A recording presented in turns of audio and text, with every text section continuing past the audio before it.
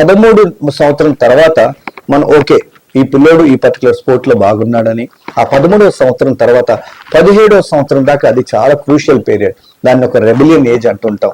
ఎందుకంటే ఆ ఏజ్ లో హార్మోనల్ చేంజెస్ వస్తుంటాయి, ప్యూబర్టల్ ఏజ్ వస్తుంటది అమ్మాయిల్లో కానీ అబ్బాయిల్లో కానీ. ఆ స్టేజ్ లో మనం కోచింగ్ డెఫినెట్ గా ఇవ్వాలి, కానీ పిల్లల మనోభావాల్ని దెబ్బతీసే పనులు మనం చేయకూడదు. వాళ్ళకి ఎలా ఉండాలి, ఎలా నడవడిక నేర్చుకోవాలి, ఆ పర్టికులర్ స్పోర్ట్ ని ఆడిస్తూ ఒక మంచి ఫ్రెండ్ గా, ఒక మంచి సపోర్ట్ గా గనక పేరెంటింగ్ కనుక ఉండగలిగితే కోచెస్ అట్లానే పేరెంట్స్, అది చాలా ఇంపార్టెంట్ ఏజ్ 13 నుంచి 17 దాకా.